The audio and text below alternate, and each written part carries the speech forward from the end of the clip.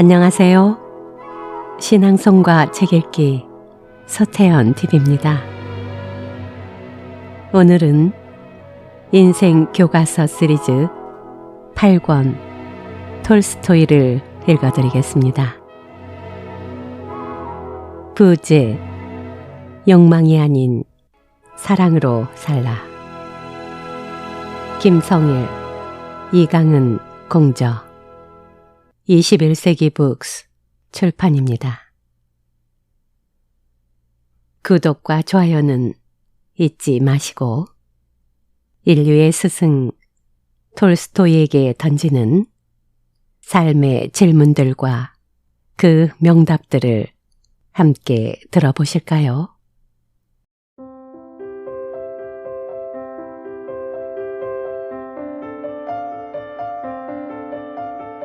행복이란 무엇인가? 성자와 늙은 괴물 사이에서 평화를 꿈꾼 톨스토이. 김성일. 가정은 모든 행복의 시작이자 완성이거늘. 톨스토이에게 행복은 소피아와의 결혼과 자식들의 출생 및 성장의 순간 동안 주어졌다고 생각한다. 자매로 이후의 시간들은 쾌락과 기쁨의 시간이기보다는 우울과 고통에서 벗어나기 위한 정신적 성찰의 시간이라고 볼 수 있기 때문이다.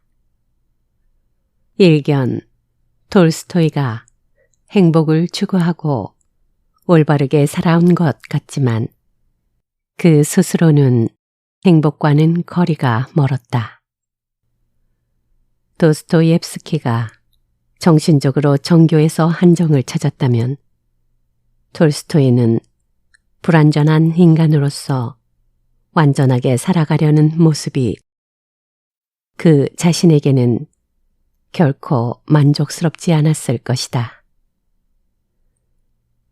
죽음에 대한 지나친 사색과 그로 인한 삶에 대한 정신, 도덕적인 깨달음의 잣대는 톨스토이의 결혼 생활에 충분히 반영되지는 못했는데 삶에 대한 톨스토이의 철학과 사색을 작가 개인의 인생과 몇몇 작품에서 살펴보았다면 행복에 관해 이야기하는 이번 장에서는 톨스토이의 결혼 생활과 가족을 중심으로 작가의 행복에 대해 살펴보겠다.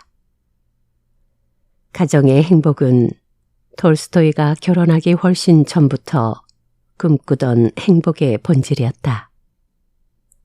그는 육체적인 욕구를 만족시키기 위해 결혼을 서두르긴 했지만 결혼을 통한 완전한 행복의 달성에 언제나 한 가닥 희망을 걸고 있었다. 결혼은 육체적인 행복, 정신적인 행복, 도덕적인 평화, 이 모든 것을 한꺼번에 보장해 줄 수 있는 거의 유일한 길이었다. 결혼만이 그를 혼돈과 방탕의 늪에서 구원해 줄 수 있었다. 그는 참된 결혼관을 인생의 길에서 다음과 같이 밝히고 있다. 자녀를 낳아 양육하는 것을 목적으로 하는 참된 결혼은 신을 향한 간접적인 봉사다. 즉, 자녀를 통해 신에게 봉사하는 것이 된다. 결혼은 아이가 태어남으로써만 시인되고 축복받는다. 설령 신이 우리에게 바라신 모든 것을 다 해내지 못한다 하더라도 적어도 자손을 통해 우리는 신의 사업에 봉사할 수 있다. 이런 자각에 의해 결혼은 비로소 시인되고 축복받는 것이다. 따라서 부부간의 자녀를 낳길 바라지 않는 결혼은 간음보다도, 아니 모든 방탕보다도 나쁘다. 인생의 길에서 톨스토이가 가정의 행복을 개인의 행복보다 높이 둔 것, 가정을 모든 행복의 시작이자 완성이라 본 것, 여기에는 그 어떤 거짓도 없었다. 가정의 행복을 향한 그 절실함은 순수한 것이었다. 그가 아직 결혼도 하기 전인 30살에 쓴 가정의 행복은 그의 이런 염원을 그대로 보여준다. 가정의 행복은 마샤라는 아가씨가 이웃집 지주 세르게이와 만나 가정을 이루기까지의 세월을 담담하게 회고하는 형식으로 쓰였다. 두 사람은 이상적인 가정 생활에 대한 꿈을 공유한다. 그들은 많은 걸 원했던 것이 아니다. 그저 서로 이해하고 사랑하는 삶, 적절한 노동과 휴식과 감사와 평화가 깃든 삶, 자식나 잘 키우며 시골에서 오순도순 사는 삶, 이것이 전부였다. 그들의 생각은 전적으로 톨스토이의 생각이라 할 수 있다. 우리 둘은 이렇게 영원히 평온한 행복을 누릴 것만 같았다. 그러자 내게 떠오르는 것은 해외여행이나 사교계나 화려함이 아니라 그와는 전혀 다른 시골에서 보내는 조용한 가정의 행복이었다. 거기에는 무한한 자기 희생과 서로에 대한 영원한 사랑, 모든 것 속에서 온유하게 우리를 돕는 신의 섭리를 끝없이 인식하는 것이 포함되어 있었다. 가정의 행복에서 이것이 여자가 생각하는 바의 결혼이었다. 남자도 거의 같은 생각을 했다. 요즘 나는 행복감 때문에 밤잠을 이루지 못하는 때가 많소. 그럴 때면 우리가 어떻게 함께 살아갈 것인가를 줄곧 생각하오. 지금껏 살아오며 나는 행복을 위해 필요한 것이 과연 무엇인지 찾은 것 같소. 그건 바로 우리 시골의 한 외딴 곳에서 조용하고 고독하게 살면서 선이란 것에 익숙하지는 않지만 선을 베풀어 주기가 아주 쉬운 사람들에게 선을 행하면서 사는 것이요. 또한 일을 하는 것인데 그 일이란 유익함을 가져오는 것이어야 하오. 그 밖에 휴식, 자연, 독서, 음악, 친지에 대한 사랑 등등. 이런 것들이 내게 행복이고 그보다 더 좋은 것을 나는 꿈꿔본 적이 없어. 거기에 이것들 전부보다 최우선으로 당신 같은 친구와 이루는 가정이 있겠고 사람이 원할 수 있는 모든 것이 있어. 가정의 행복에서 소박한 염원이지만 꿈 같은 염원이기도 하다. 너무나 이상적인 결혼 생활이다. 실제로 두 사람은 결혼 후 몇 달 동안은 이런 꿈결 같은 행복을 누리지만 얼마 지나지 않아 부인이 지루해한다. 시골 생활의 적적함을 해소하기 위해 두 사람은 도시의 사교계에 출입하고 그러다 보니 결혼 초기에 그 순결한 이상을 잃어버리게 된다.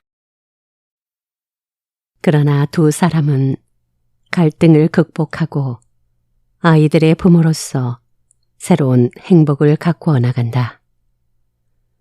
열렬한 애정이나 순수한 열망, 그리고 완벽한 일심동체, 그런 것들은 없어졌지만 체념과 아쉬움 속에서 그들은 정신적으로 성숙해 간다. 그러니까 나이 30에 이미 톨스토이는 이상적인 결혼의 꿈과 동시에 그 꿈이 얼마나 허망한 것인가에 대한 자각심까지 갖고 있었다는 뜻이다. 톨스토이의 결혼 생활 역시 그의 작품에서 그려지는 모습과 전혀 다르지 않았다. 결혼 전 톨스토이는 완전한 결혼이 이루어지려면 부부 사이에 아무런 거짓도 없어야 한다고 철석같이 믿었기 때문에 과거 방탕의 기록물인 일기장을 소피아에게 생일 선물로 건네 자기 일기를 읽는 기회를 주었다.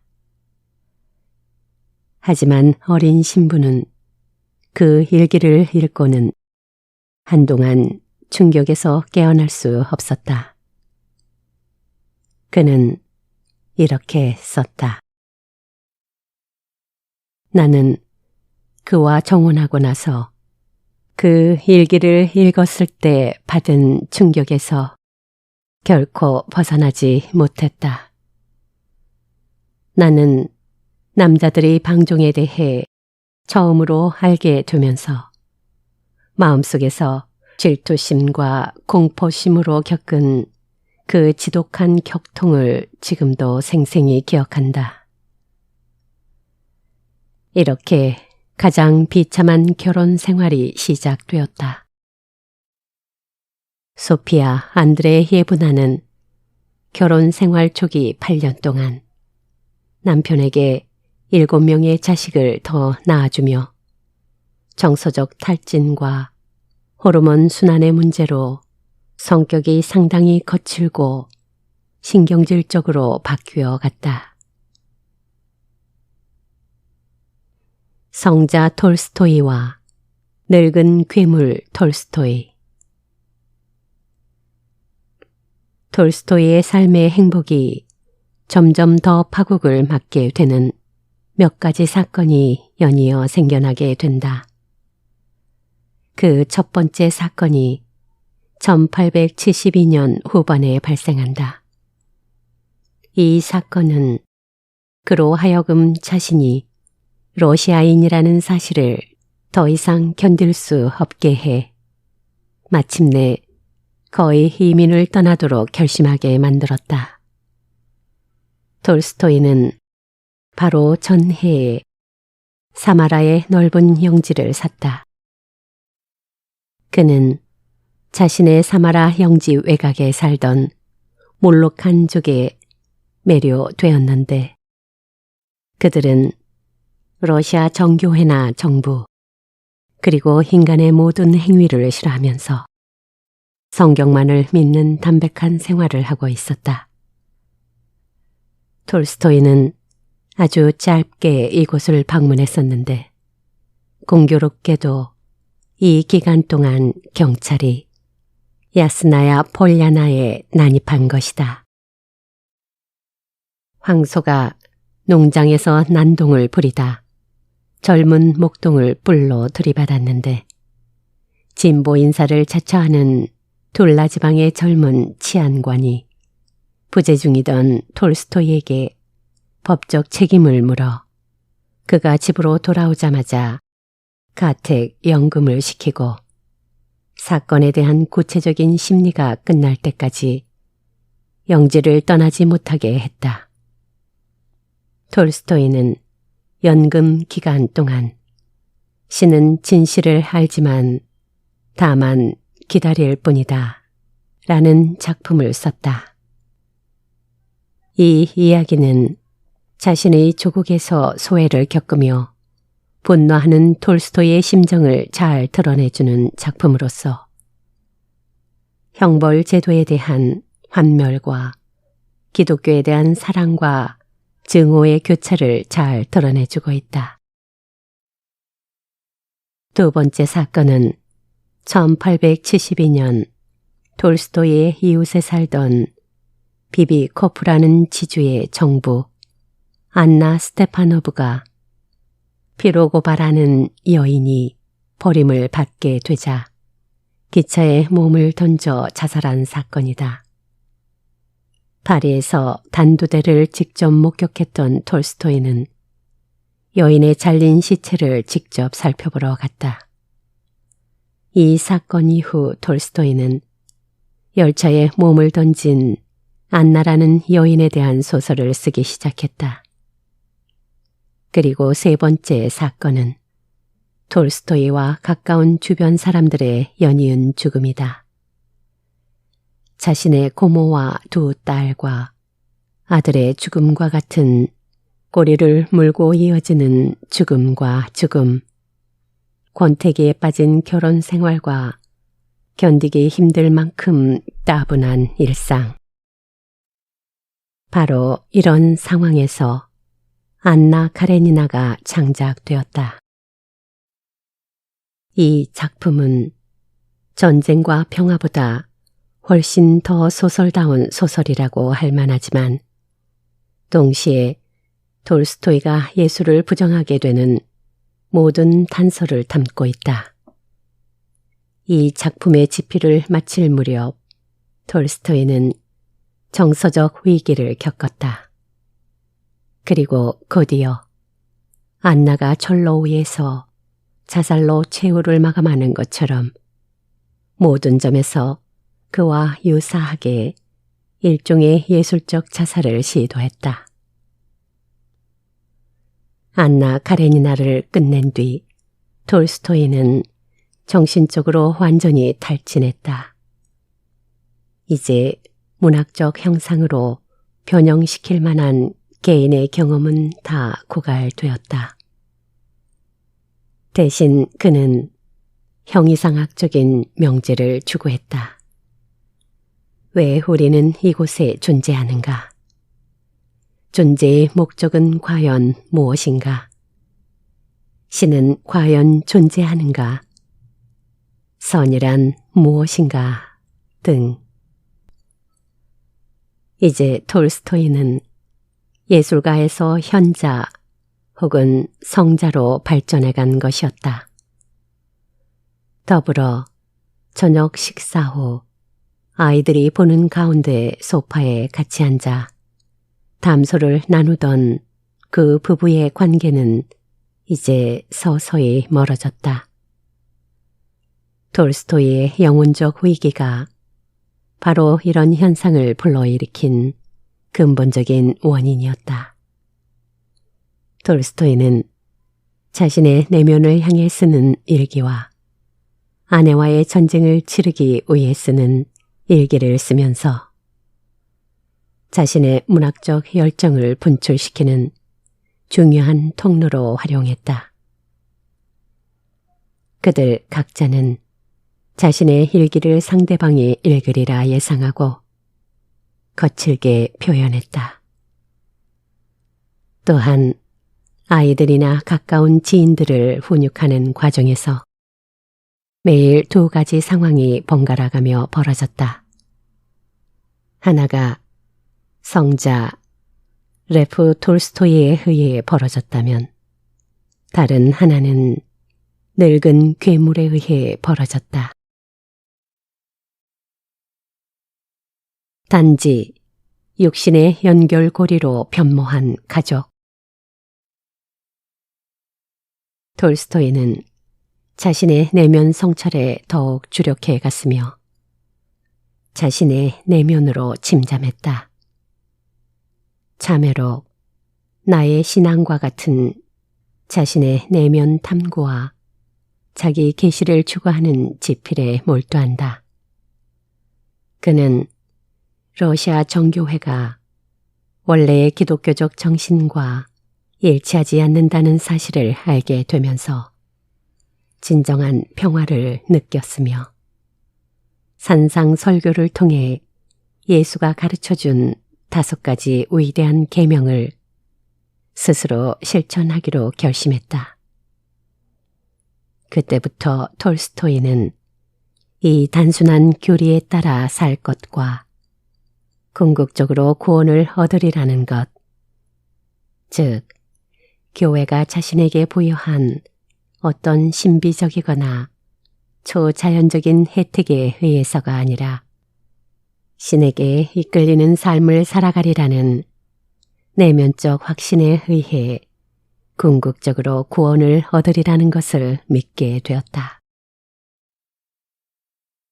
1881년 3월 1일 벌어진 알렉산드르 2세의 암살과 관련해서 톨스토이는 새 황제 알렉산드르 3세에게 자신이 기독교에 대해 새롭게 이해한 신앙 체계를 대담한 수법으로 표현하는 편지를 보낸다. 즉, 폭력에 대한 무저항주의를 설파한다. 당시 무정부주의자들 중 몇몇은 톨스토이에게 편지를 보내거나 그를 방문하고 그의 말에 매달리기도 했다. 무정부주의자들을 미워한 소피아는 이 문제에 대해 단순 명확하게 적개심을 드러냈다.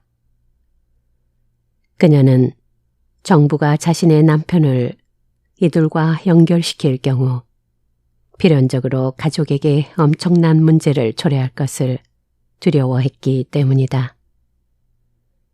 황제에게 보낸 그의 편지를 놓고 벌인 두 사람의 논쟁은 그들 부부 사이가 점차 벌어지고 있었음을 반증한다. 이 즈음 톨스토이 일기에는 가족들이란 단지 육신의 연결고리일 뿐이라는 그의 생각이 담겨 있다.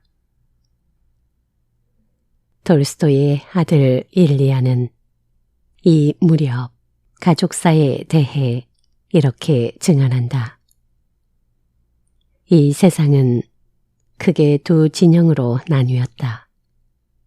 한편은 아버지 진영이며 다른 한편에는 어머니와 나머지 모든 사람이 진을 쳤다. 딸들은 아버지 편을 들었다. 아버지에 대한 그들의 지지는 절대적이었지만 곧이어 그들은 어머니와 하나님 같은 아버지를 더 이상 같이 섬기기 힘든 상황에 이르게 되었다. 남편에 대해 점점 악화되기 시작한 소피아의 감정과 동정심의 부재는 자식들을 더 이상 아버지에게 동조하지 못하고 거리를 두도록 이끄는 효과를 거두었다. 톨스토이는 여러 번 도망을 쳤다가는 다시 야스나야 폴라냐로 돌아갔다. 그들 부부는 함께 있으면 점점 더 말다툼을 벌이게 되었다. 이러한 상황에서 톨스토이에게 소울메이트가 등장한다. 톨스토이가 후반기의 행복을 느꼈다면 아마도 그로부터 비롯된다고 해도 과언이 아닐 것이다. 그는 블라디미르 체르트코프라는 청년으로 그의 부모는 엄청난 재력가였으며 황실과의 돈독한 연분을 자랑하는 러시아 최고의 상류층이었다. 그는 톨스토이의 저술을 읽고 감명을 받아 마침내 지인을 통해 1883년 톨스토이와 만나게 된다. 첫 만남에서 톨스토이 역시 이 청년에게 운명적인 끌림을 느꼈으며 이후 두 사람의 유대감은 톨스토이 생의 마지막까지 이어지게 된다. 체르트코프는 톨스토이의 교훈적인 사상에 매료되어 그의 사상을 확산시키기 위해 전력을 다한다. 그를 위한 출판사도 세우고 그를 위해 국외로 추방되기도 했다. 추방령이 풀려 다시 러시아로 돌아왔을 때 야스나야 폴야나의 영지 근처에서 지내면서 톨스토이의 가족 생활과 일기에 대한 원고를 출판하도록 톨스토이를 종용한다. 처음에 그를 톨스토이 숭배자들 중 한 사람 정도로 여기던 소피아 부인도 점차 두 사람의 관계를 의심과 적의의 눈길로 바라보기 시작한다. 결국 체르트코프는 톨스토이 부부의 가장 심각한 갈등 요인이 되고 만다. 톨스토이는 매사에 그의 말을 따랐고 체르트코프는 점차 늙은 톨스토이의 정신을 지배하기 시작했다. 톨스토이는 저작권, 유언장, 비밀 일기 등 모든 것을 체르트코프에게 위탁했고 체르트코프는 톨스토이를 자신이 원하는 모습의 성자로 만들기 위해 온갖 무리수를 두면서 권력을 행사했다. 소피아 부인, 톨스토이, 체르트코프의 삼각관계는 톨스토이가 사망할 때까지 27년간 지속됐다. 톨스토이 작품의 행복한 주인공들은 모두들 고통의 과정을 거친 후 행복을 얻게 되는 인물들이다. 대표적으로 전쟁과 평화의 피에르와 나타샤, 안나 카레니나의 레빈과 기치 등이 그들이다. 하지만 비록 그 과정을 동일하게 거쳤을지라도 결코 행복한 결말에 이르지 못하는 인물들 역시 톨스토이의 작품 속에는 존재한다. 전쟁과 평화의 안드레이 공작과 안나 카레니나의 안나가 바로 그와 같은 인물들이다. 톨스토이와 소피아 부인의 결코 평탄치 않았던 질곡의 삶은 오히려 역설적으로 우리에게 행복의 진정한 모습이 무엇인지를 말해주는 듯하다.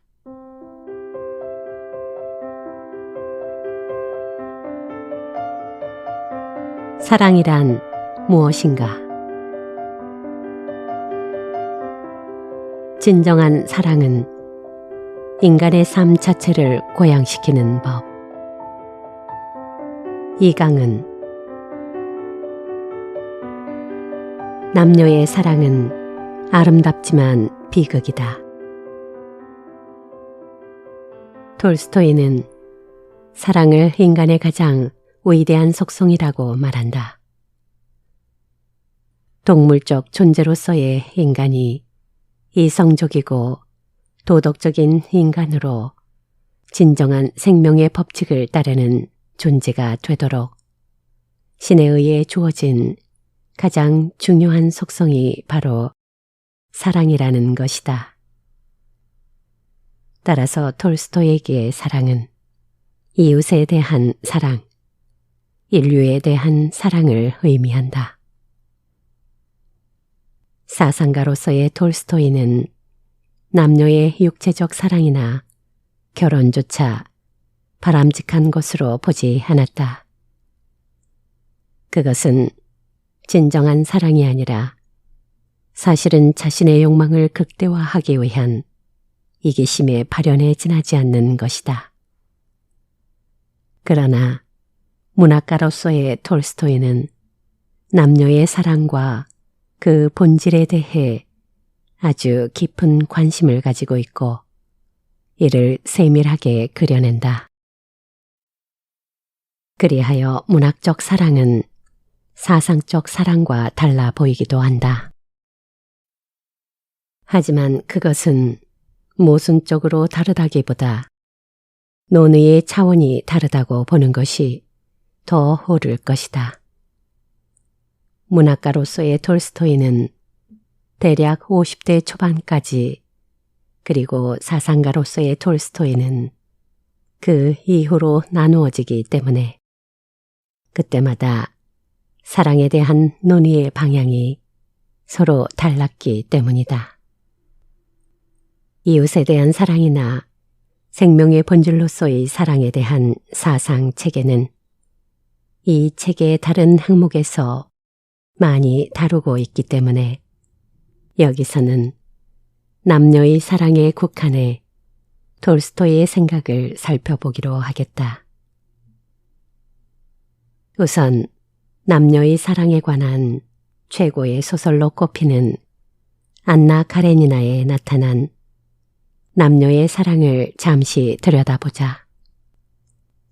이 작품에서는 여러 유형의 사랑이 등장한다. 우선 주인공 한나와 브론스키의 사랑이 가장 전면에 배치되어 있다. 이 둘의 사랑은 우리가 보통 말하는 열정적인 사랑이다. 이들의 사랑은 남녀 간의 전형적인 사랑으로 어떻게도 감출 수 없고 아무도 막을 수 없는 사랑이다. 안나는 어린 나이에 카레닌과 결혼해서 진정한 사랑이라는 것을 알지 못했다. 카레닌은 출세와 명예에 집착하고 결혼을 일종의 훈장 정도로나 생각하는 사람이다. 이들 부부의 사랑은 제도 속의 거래 이상이 아니었다. 브론스키는 약혼이 예정된 키티가 있었지만 안나를 보는 순간 온몸으로 그를 사랑하기 시작한다. 안나와 브론스키는 자신들의 사랑이 이루어지기 힘들다는 것을 인정하고 어떻게든 관계를 끊으려고 노력했지만 결코 진심까지 감출 수는 없었다. 그리하여 그들은 있는 그대로의 본성에 충실했고 진심을 다해 서로를 사랑했다. 안나의 사랑은 아름답다. 톨스토이가 설사 그녀의 사랑을 육체적 욕망에 사로잡힌 사랑이라고 비난할 의도가 있었더라도 작품에 그려진 그녀의 사랑은 불가피하고 운명적인 매혹을 담고 있다. 정부의 고관인 남편과 결혼해 아이를 낳고 그저 그렇게 살아가는 것을 의무이자 명예로 믿어온 그녀에게 브론스키와의 사랑은 모든 것을 바꿔 놓는다. 물론 안나는 자신의 안정된 생활로 되돌아가고자 애쓴다. 그러나 브론스키와의 새로운 감정을 체험한 뒤 안나는 더 이상 이전의 한나로 되돌아갈 수 없다. 그것은 사랑하지 않는 카레닌, 관료주의와 출세주의로 무장한 카레닌의 세계관과 그의 삶을 받아들인다는 뜻이다. 그렇게 된다면 그녀는 전과 마찬가지로 사교계의 꽃으로 명성을 유지하며 귀족적 삶을 영유할 수 있을 것이다. 하지만 그것이 과연 가치 있는 삶일까? 안나와 브론스키는 달려가는 기차처럼 자신들의 운명을 거부하지 못한다. 그러나 톨스토이는 이들의 사랑을 결코 행복한 결말로 이끌지 않는다. 매우 아름답게 그려놓고는 비극으로 끝내버리는 것이다. 작가의 속마음은 무엇이었을까? 아마도 톨스토이는 이들의 사랑을 육체적 욕망에 기초한 사랑이라고, 그런 사랑은 결코 진정한 것이 되지 못한다고 말하고 싶은 것 같다. 물론 톨스토이는 통속적 윤리의 잣대를 들이대고 있는 것은 아니다. 오히려 그는 안나와 브론스키의 사랑을 통해 통속적 윤리의 부당함과 저속함을 비판하고 있다. 적어도 위선과 기만으로 가득한 귀족 사교계에 비하면 안나와 브론스키의 사랑은 훨씬 아름답고 고귀하게 그려져 있다. 당대의 도덕적 비난 속에 불륜의 멍에를 덮어쓰고 있지만 적어도 안나에게 사회 관습에 대한 노예적 굴종이나 인간적 거짓은 없는 것이다. 그렇다면 무엇이 부족해 이들은 비극적 운명을 맞이하는가?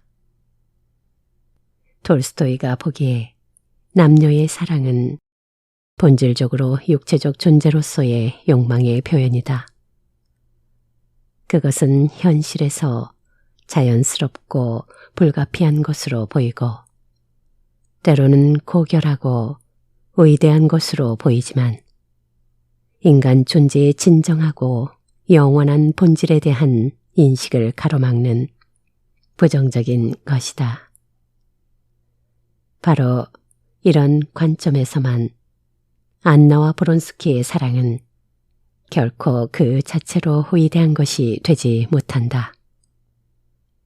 이들은 자신들의 사랑에 몰입해 있지만 그 몰입을 넘어 사랑의 본질적 의미를 성찰하는 데는 이르지 못한 것이다. 우리 곁의 사랑, 그 사랑의 세 유형. 톨스토이는 소설에서 다른 사랑 유형을 통해 이런 생각을 담아낸다. 키티와 레빈의 사랑이 바로 그것이다. 그 시대 귀족 지주들의 일반적 모습과는 달리 레빈은 농촌에서 새로운 농업 경영을 시도하며 도덕적으로 살아가는 인물이다. 레빈은 처음에 키티에게 청혼하지만 거절당한다. 그녀는 브론스키와의 화려한 결혼을 꿈꾸고 있었기 때문이다. 그러나 키티는 브론스키에 대한 환상이 깨진 후 비로소 레빈의 사랑을 받아들인다. 톨스토이는 안나와 브론스키 간의 사랑의 아름다움과 불가피성, 그리고 그 비극성을 폭주하는 기관차와 상징적으로 연결한다. 그들은 그 기차를 타고 떠나거나 그 기차에 몸을 던져 죽음에 이른다. 그들은 기차 바깥에서 기차를 타고 있는 사람들의 모습을 성찰할 수는 없다. 반면 레빈과 키티는 농촌에서 근면하게 일하며 살아간다. 레빈은 농지 경영의 새로운 방법을 도입하고 농민들의 삶을 개선하기 위해 많은 노력을 기울인다.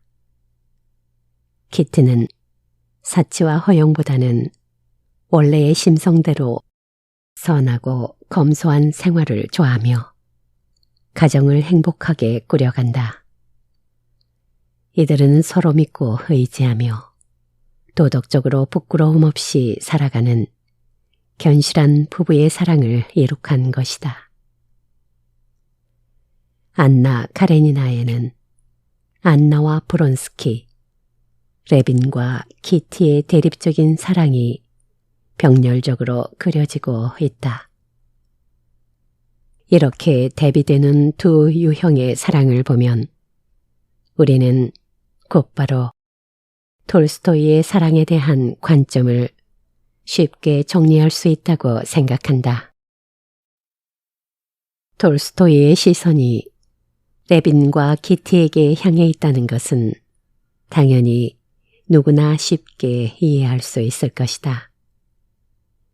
그런데 톨스토이가 레빈이라는 인물을 통해 자신의 이념을 불어넣고 있다는 점은 분명하지만 그렇다고 톨스토이가 안나와 브론스키의 사랑 대신 레빈과 키티의 사랑을 대안으로 제시하고 있다고 쉽게 결론 내리기는 힘들다. 톨스토이는 자신을 닮은 레빈을 결코 이상화시키지 않고 레빈의 각성이 지닌 비현실성, 레빈과 키티의 전원 생활의 한계 등에 대해 예술가로서 날카롭게 묘사하고 있다. 다시 말해 레빈이 꿈꾸는 농민의 노동과의 혼연일체가 거듭 실패하거나 충분히 성공하지 못하고 있는 점을 놓치지 않고 그려내고 있다. 레빈과 키티의 행복한 사랑도 완전히 성공적인 것만은 아니라는 것이다. 게다가 오늘날 우리가 보기에 레빈과 키티의 사랑은 안나와 브론스키의 사랑에 비해 너무 심심하고 추상적이다. 안나와 브론스키의 관계가 극적으로 우리의 관심을 집중하게 만드는 역동적이고 입체적인 사랑이라면 레빈과 키티의 관계는 평면적이고 비현실적으로 보인다. 왜 그렇게 보이는 것일까? 톨스토이가 레빈과 키티의 사랑을 이념이 아니라 구체적인 현실에서 그려내기 힘들었기 때문이 아닐까? 아니, 사상가가 아닌 예술가로서 톨스토이 자신이 사랑의 가치에 대해 안나와 키티 사이에서 브론스키와 레빈 사이에서 망설이고 주저했기 때문이 아닐까? 안나의 오빠 오블론스키와 아내 돌리는 또 하나의 다른 유형의 사랑법을 보여준다. 돌리는 남편의 부정을 알고 분노하며 짐을 싸지만 행동에 나서지는 못하고 다시 적당히 타협해 현실에 안주하며 살아간다. 오블론스키는 진정한 참여나 반성을 하지 않고 어떻게든 사태를 마무리 지으려 한다. 속물적이고 현실적인 사랑이다. 물론 이들의 사랑이 속물적이고 저급한 모습으로 그려지기만 하는 것은 아니다. 두 사람 다 선하고 평범한 인물로 그려지고 있을 뿐이다. 어쩌면 톨스토이는 이러한 사람들의 사랑도 현실적으로 불가피한 한 측면이라고 보고 있는 것 같다. 즉, 톨스토이는 카레닌의 세계가 극단적인 속물적 세계이고 나아가 지배적 권력으로 작동하는 세계라면 그래서 더욱 안나와 충돌하게 되는 세계라면 돌리와 오블론스키가 속한 세계는 평범한 지배적이지 않은 그래서 특별히 다른 누구에게 해를 입히지 않는 그저 그런 사적 세계라고 생각하는 듯하다. 사랑의 비극은 인생을 깨우치게 한다. 안나 카레니나는 부정한 아내의 비극적 종말이라든가 혹은 자연에 순응하는 레빈이 보여주는 사랑의 도덕적 우월성을 보여주는 작품이라고 일방적으로 평가하기 힘들다. 안나의 사랑은 피할 수 없는 것이었고 그 결말 또한 필연적이다. 부정한 남편 오블론스키를 수용하고 사랑 없이도 살아가는 돌리처럼 안나는 그럴 수 없었다. 특히 안나의 남편은 더욱이나 견딜 수 없는 사물화된 비인간적인 가레닌이다. 비인격적이고 사물화된 것은 가레닌뿐만 아니라 당대의 도시 페테르부르크와 모스크바 그리고 귀족들의 사교계 등도 포함된다. 격렬한 사랑의 감정을 지니고 있고 그 실현 대상을 찾은 안나에게는 더 이상 그것을 막을 것은 아무것도 존재하지 않는다. 다만 진정한 사랑만이 그녀를 그녀로서 남을 수 있게 만든다. 그런데 그러한 사랑조차도 허구이자 위선이 되어버렸을 때 안나에게는 자살 이외에 선택이 있을 수 없게 된다. 하지만 진정한 사랑을 얻지 못한 것은 안나와 브론스키뿐만이 아니다. 돌리와 오블론스키 역시 마찬가지이고 톨스토이의 사상을 가장 잘 대변하고 있다고 보이는 레빈과 키티의 사랑 역시 미완의 것으로 남아있기 때문이다. 결국 톨스토이는 세 유형의 사랑 중 어느 하나만을 극적으로 제시하지 못한다. 세 유형 모두 완전한 행복에 도달하지 못하고 또 진정한 사랑으로 고양되지 못하고 있기 때문이다. 따라서 안나 카레니나에서 사랑에 대한 톨스토이의 생각은 세 가지 유형의 사랑 모두가 인간의 삶 속에 부분적으로 공존하고 있다는 것을 보여주는 것이라고 말할 수 있다. 그렇다면 그 세 유형의 사랑은 어떻게 새로운 사랑으로 나아갈 수 있을까? 우리는 그에 대한 톨스토이의 대답을 최후의 장편 소설 부활에서 찾아볼 수 있다. 잘 알다시피 부활에서 주인공 네흘류도프 공작은 처음에 카츄샤와 육체적 사랑에 빠진다. 그들이 나눈 한순간의 사랑은 안나와 브론스키 못지않게 정말 순수하고도 아름답다. 하지만 네흘류도프는 그 사랑을 잊고 평이한 귀족으로 돌아와 카레닌이나 오블론스키와 같은 생활에 젖어 산다. 그러나 그로 인해 운명적 타락을 겪게 되는 카츄샤를 다시 만나면서 자신의 잘못을 알게 되고 속물적인 자신의 삶 전체를 반성하게 된다. 그리고 그 모든 것을 다시 돌아보며 속죄의 길을 찾아 시베리아 유형길에 오른 카츄샤를 따라간다.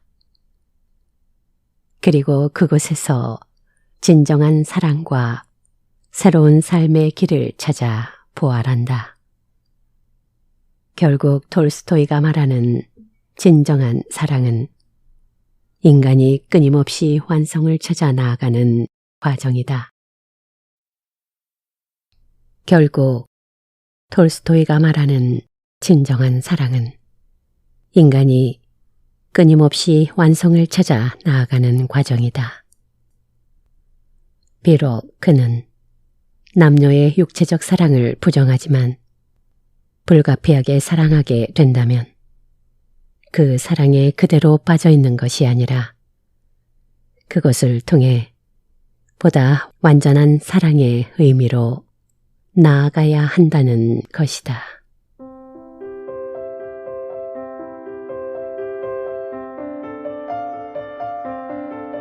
톨스토이는 동양의 현자인가? 영원히 올바로 살아가기 위한 길이 선이자 도. 김성일.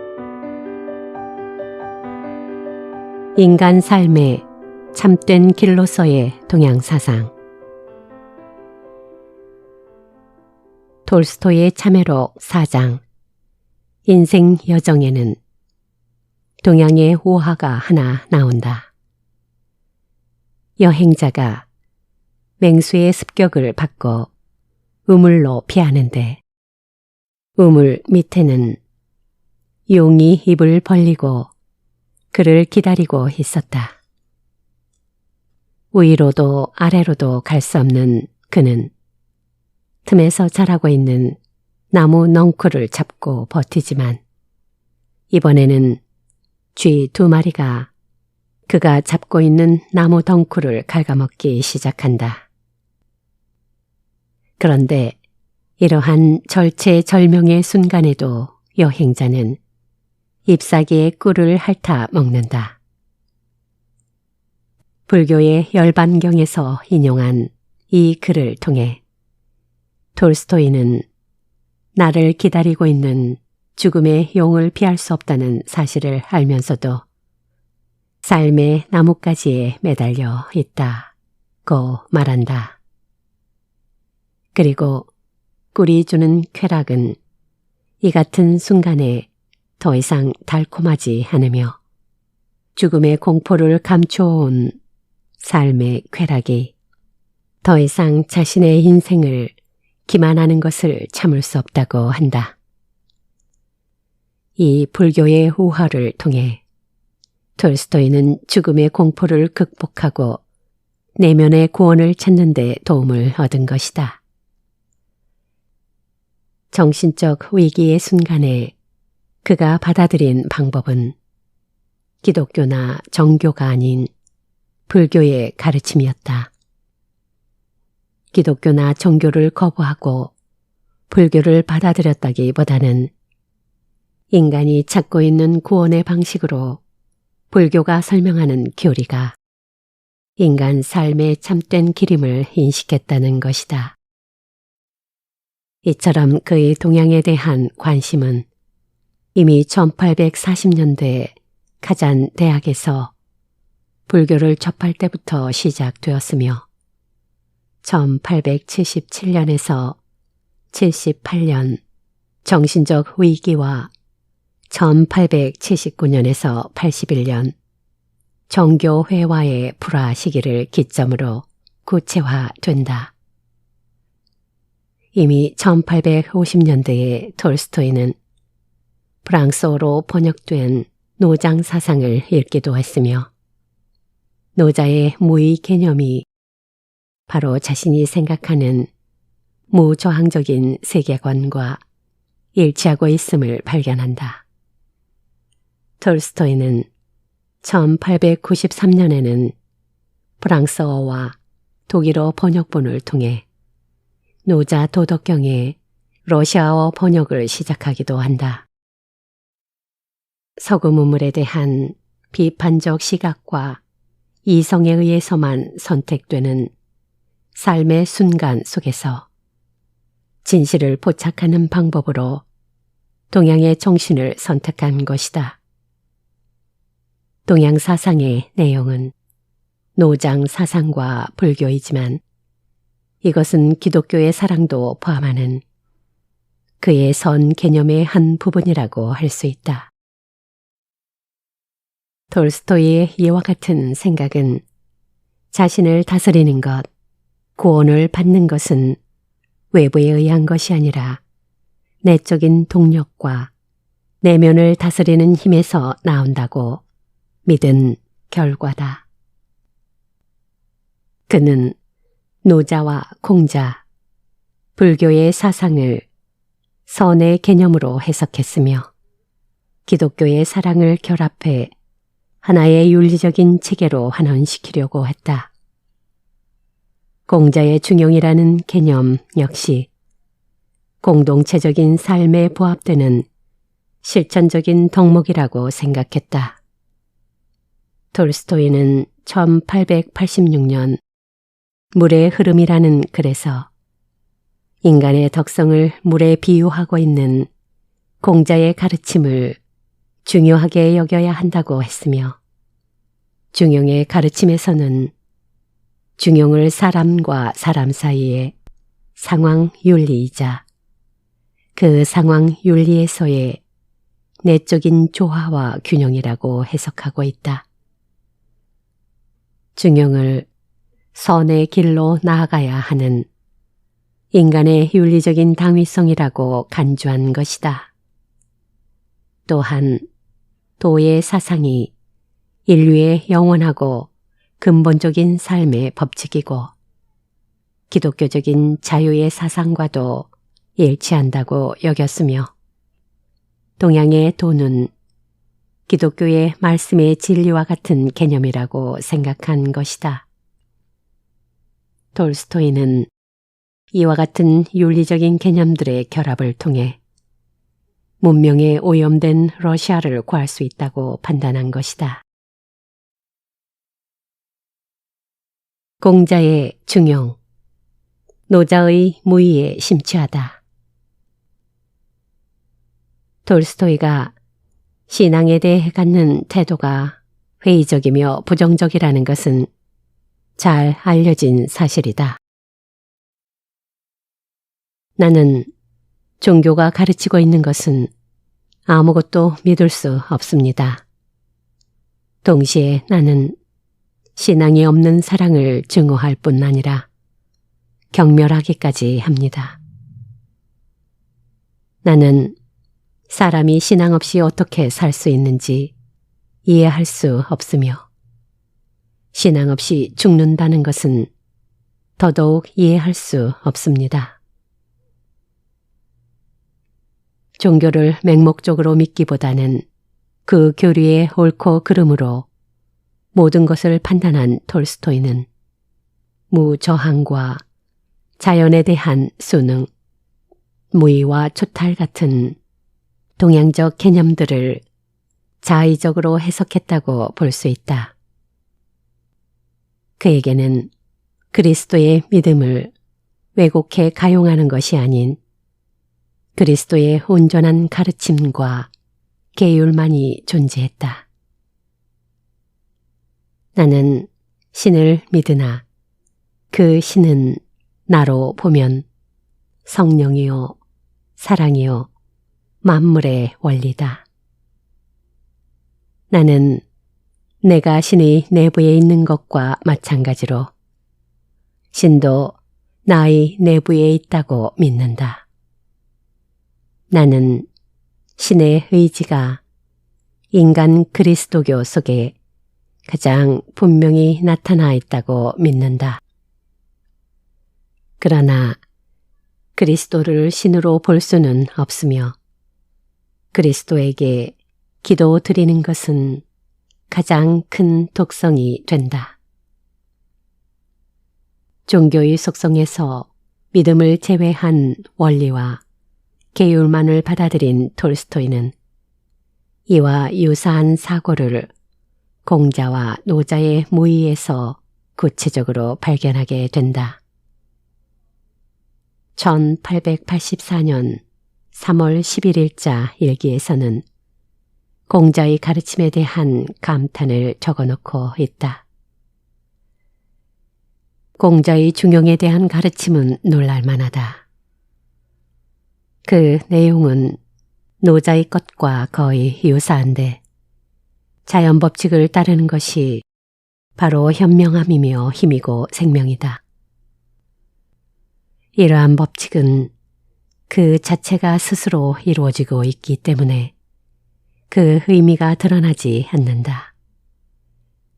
그러나 그것은 소박하고 드러나지 않으며 힘이 배제되어 있을 때만이 그것 자신이 될 수 있으며 힘을 갖게 된다. 노자의 가르침 역시 무의라는 글을 통해 보여주고 있다. 노자의 가르침에 따르면 인간들의 모든 재난은 그들이 필요한 것을 행하지 않았다는 데에서 비롯되는 것이 아니라 오히려 할 필요가 없는 것을 행함으로써 생긴다는 점이다. 그러므로 사람들이 만일 무의를 따랐다면 모든 개인적인 재난과 특히 이 중국의 철학자가 마음에 두고 있던 사회적 재난으로부터도 구제를 받을 수 있었을 것이다. 생각컨대 그가 전적으로 옳다. 톨스토이는 공자의 중형과 노자의 무의에 대한 차이를 이해하고 있으며 특히 필요하지 않은 것을 행함으로 생겨나는 인간의 재난과 불행에 대해 전적으로 동의한다. 이것은 또한 그의 일기에서도 언급되고 있는 바다. 노자의 가르침의 근본은 모든 종교적인 가르침의 내용과 동일하다. 그러므로 인간의 삶이 슬프지 않고 행복하게 되기 위해서는 육체를 위한 것이 아니라 영혼을 위해 살아가는 법을 배우지 않으면 안 된다. 노자는 바로 이 점을 가르치고 있다. 그는 자신의 가르침을 길이라고 가르치고 있다. 톨스토이에게 노자의 도 개념은 그가 추구하는 바 인간의 영혼이 올바르게 살아가야 하는 선의 개념과 유사한 것으로 파악할 수 있다. 이와 같은 노자의 사상은 1909년 노자의 가르침이라는 글에서 길과 따오, 도에 대한 설명으로 나타나는데 여기서 동양의 도 개념은 윤리 도덕적인 코드로 바뀌게 되고 노자의 사상은 기독교의 사상과 동등한 가치를 지니게 된다.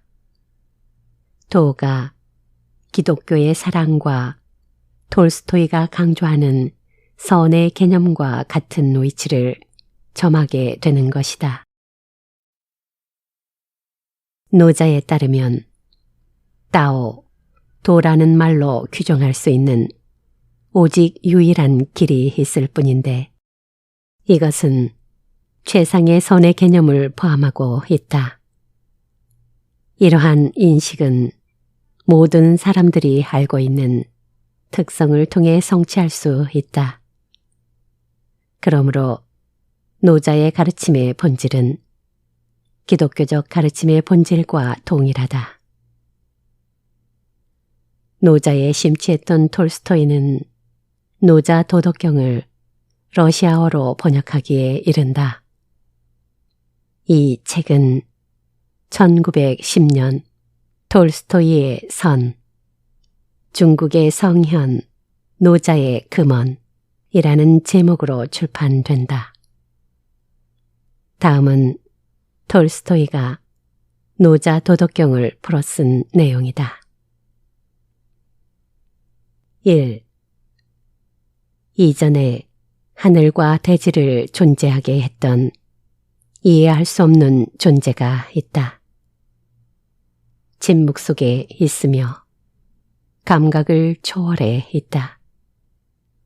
그것 하나만이 남아서 변화하지 않고 있다. 나는 그것의 이름을 모른다. 그것을 나타내기 위해 나는 그것을 따오, 도라 부른다. 3. 따오가 존재 속에 나타나는 순간 그것은 이름을 갖게 된다. 17.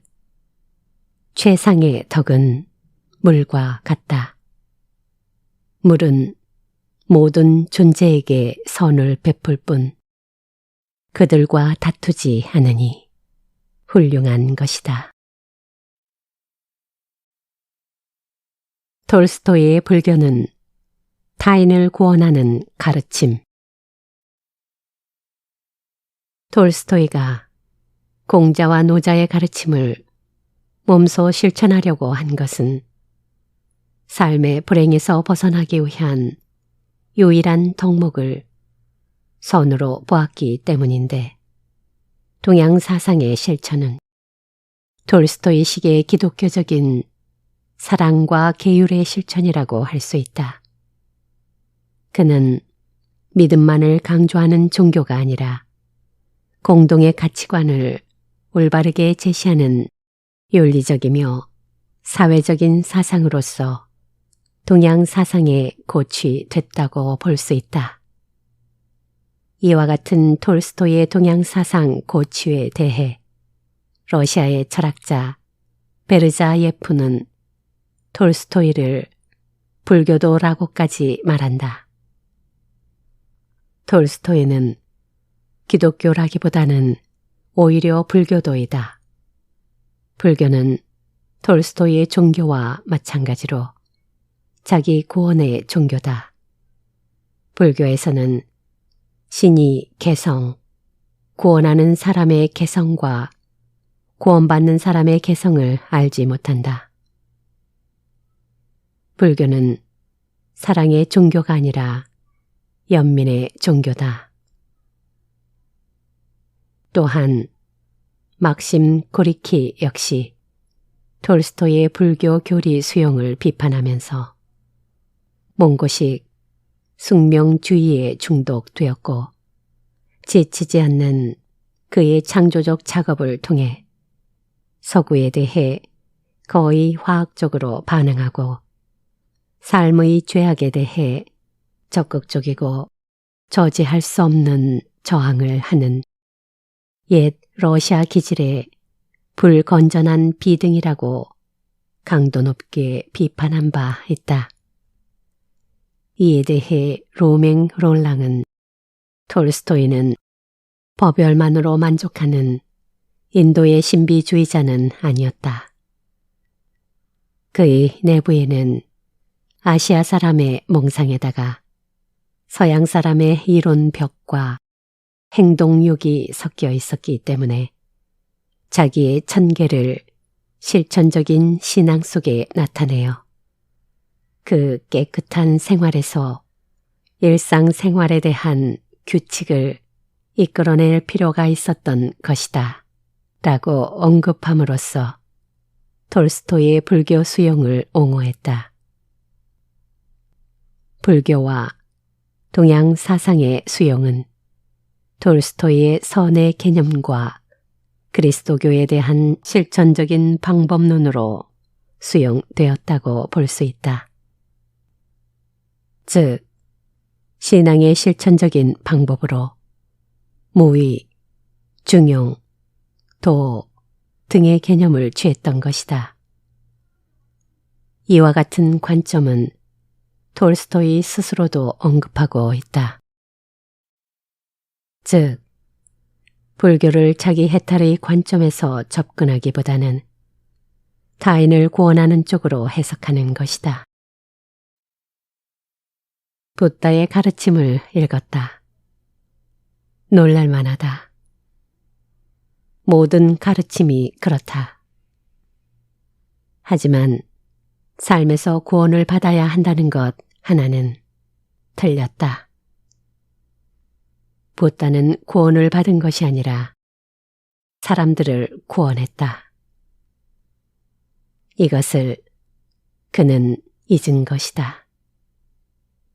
1884년 일기 중에서.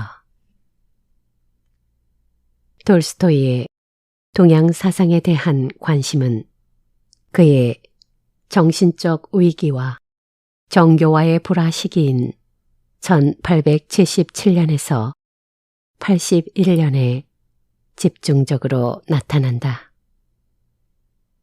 공자와 노자의 가르침과 사상은 그리스도교를 바탕으로 하는 톨스토이만의 실천적인 모색의 대안으로 받아들여지고 있으며 이때 기독교의 사랑과 동양 사상의 도는 톨스토이에게 같은 개념으로 인식되고 도의 실천은 톨스토이의 최고의 선을 완성하기 위한 실천적인 방법인 동시에 내재적인 의미를 담고 있다고 할 수 있다.